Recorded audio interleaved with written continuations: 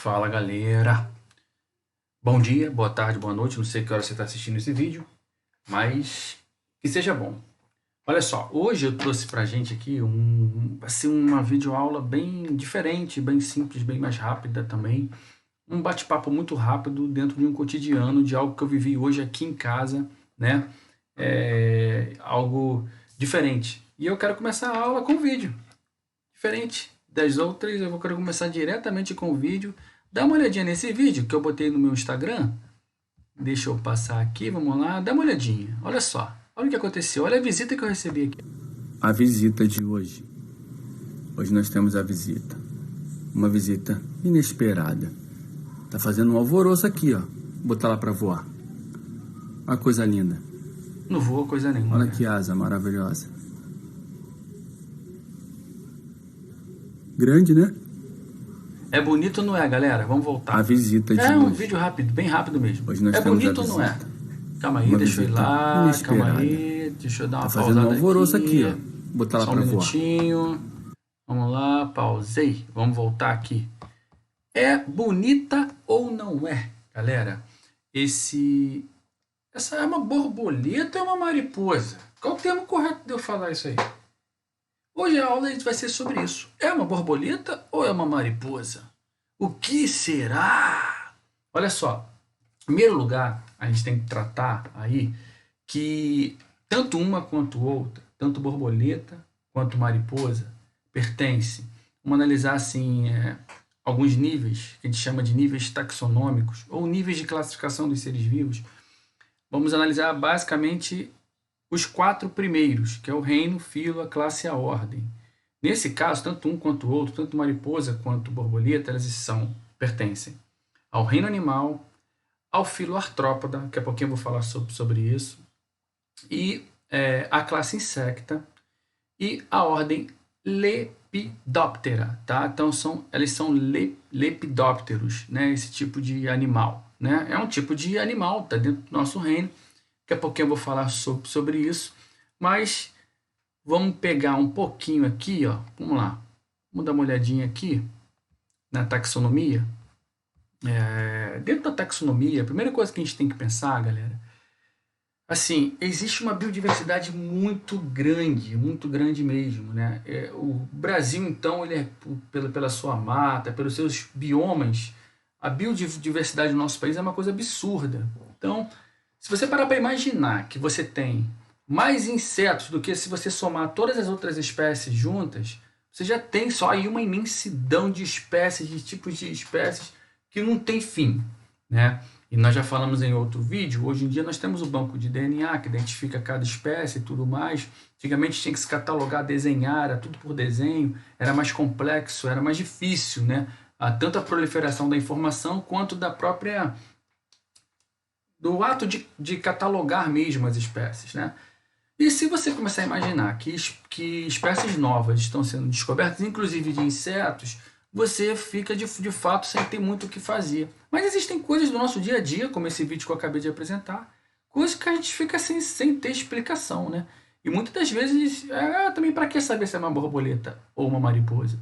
Mas não custa nada a gente ter algo interessante no nosso dia a dia, saber um pouquinho sobre as coisas que... E aqui em casa é impressionante, cada hora aparece um inseto, cada hora aparece um inseto novo, um bichinho novo, já veio bicho-pau, já veio louva-a-Deus, já veio uma infinidade de bichos, os insetos mais grotescos, de mosquitos, de tudo quanto que é tipo, uns mosquitos enormes.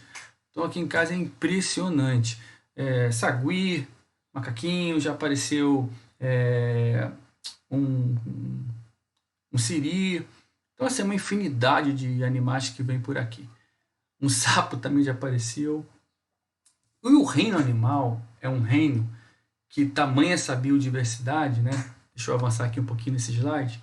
O reino animal é um reino muito interessante, porque ele tem algumas coisas bem peculiares, né? Bem diferentes mesmo. Por exemplo, quando você analisa aí sapo, rã, perereca, né? Quando você tem essa questão... Calma aí, gente, cadê onde eu quero? Meu Deus, coisa horrível. Agora vai. Esse aqui, ó. esse aqui.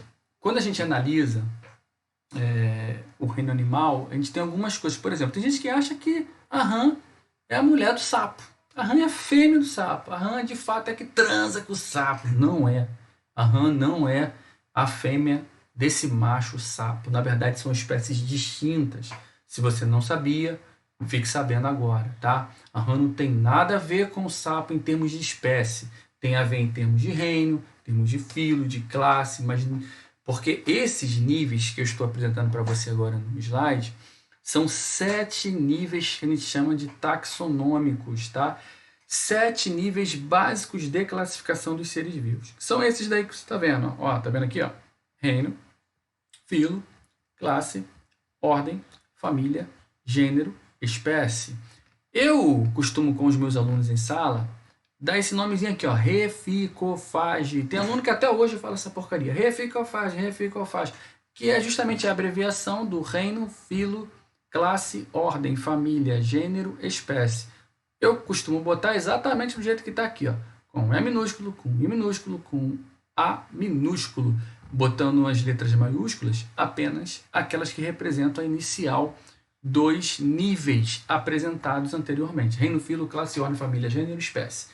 Essa é a ordem decrescente. A ordem crescente do micro para o macro, vamos partir da espécie, tá? Espécie, gênero, família, ordem, classe, filo, reino. Alguém poderia estar me perguntando, um leigo, alguém que nunca estudou isso daí ou que não lembra, para que isso? O que tem a ver isso aí? Isso é como se fossem caixinhas, tá? A espécie, todas as espécies dessa biodiversidade que eu já falei, elas são encaixadas, são colocadas dentro dessas caixinhas menores. Digamos que dentro de um gênero tem várias espécies, né? Então, essas espécies que têm semelhanças em si, elas são colocadas em um gênero só. Esses gêneros, aí várias características são analisadas para os seres vivos serem classificados, tá? Aí vários gêneros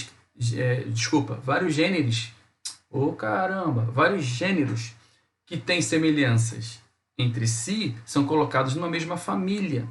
Várias famílias com semelhanças entre si são colocadas numa mesma ordem e assim vai até que você chega ao reino, que é o suprassumo, que é o maior, onde você tem uma infinidade de espécies ali dentro de um reino. Então, conforme você vai descendo essa escadinha, reino, filo, classe, conforme você vai descendo, você vai diminuindo, você vai aumentando a especificidade dessas espécies, né? Dessas características. Então, você vai aumentando até que você chega no nível espécie, tá? Então, em um gênero só, você pode ter mais de uma espécie. E assim, acho que já deu para você compreender exatamente. Agora, para que isso? Para a organização do estudo, tá? Então, a biologia teve esse procedimento, um dos caras que idealizou isso daí, né? Ele imaginou assim, não, para estudar é melhor a gente organizar. É como você entrar numa biblioteca e você encontrar os livros todos jogados, cada um para o seu canto, sem ordem, sem nada. Para você encontrar o livro que você quer numa biblioteca desse jeito, bagunçada, desorganizada, vai ser muito mais difícil. Então, para o estudo dos seres vivos, melhor foi ter organizado nessas prateleiras, nessas classes, nessas definições, né? E aí a ciência foi, né? Alguns cientistas elaboraram essa ideia da classificação dos seres vivos. Eu acho que já está valendo como uma ideia inicial. Nós temos, ou seja, para cada espécie existem esses níveis básicos aqui que nós precisamos, né? Por exemplo, nós estamos no reino animal, mas só nós? Só a nossa espécie? Não, outras espécies, inclusive é apresentada aí no vídeo. Aí vamos voltar ao vídeo. Vamos responder a pergunta inicial. Isto é uma borboleta? Uma coisa linda. Ou é asa maravilhosa. Uma mariposa? Vai voar? Grande, né? Falei, vamos fazer ela voar. Aproximei voltou o vídeo. Aproximei o celular, ela voou. Que vacilo. Uma visita. Isso é uma borboleta, galera. Por que uma borboleta? Fazendo um alvoroço. Porque as borboletas, diferentemente das mariposas, do jeito que tá aí, ó. Aí quando ela pousa, ela fica com as asas fechadas. Então as asas ficam para cima, fechadas. Grande, as mariposas, quando pousam, elas não conseguem fechar as asas abertas.